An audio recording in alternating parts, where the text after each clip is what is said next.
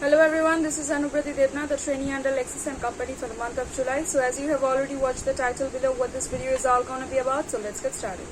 Talking about the introduction of, in this context of law, prescription refers to one type of naturalness, the right to use the property to another. For this, the use of land for an appropriate statutory period has been open.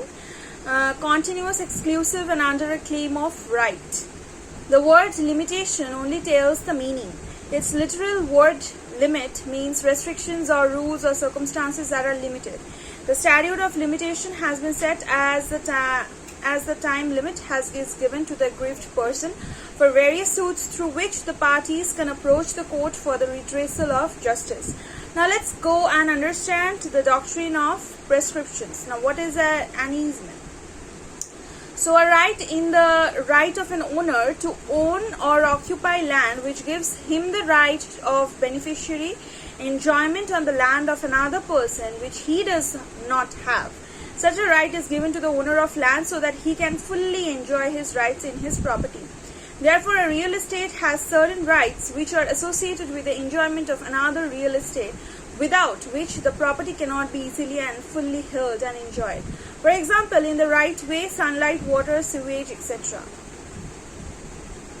Now let's get into and understand the doctrine of limitation. So the basic concept of limitation relates to fixing or setting time periods to prevent legal action.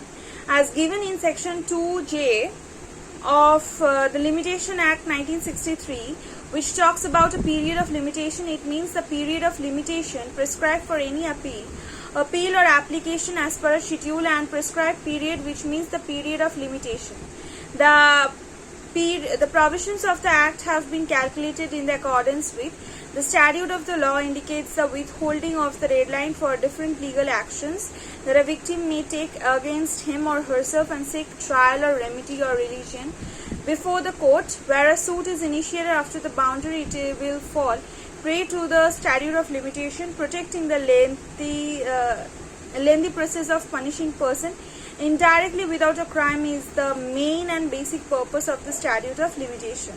Now, as per the provisions provided under the Act, it is the limitation which is initiated, the appeal which is entertained, and the request which is made after the specified period, which will be dismissed even if the limitation is not, as a defense, be raised. This is a case that is started when a complaint is lodged with an appropriate officer in a normal case and where the person is pauper. In other circumstances, a lawsuit is initiated when a request for leave to file a suit, a purport, is made, and where the matters relating to the charges are against the company which is injured by a court, where the applicant initially submitted his claim to the official liquidator. Where a claim is made as a set-off or counterclaim, it will be treated as separate litigation, and in a case set off, it will also be considered to start on the date on which the prerequisite to set off is laid down. It can be said that in case of additional claim, a suit will be held within the same date on which the counterclaim has been made.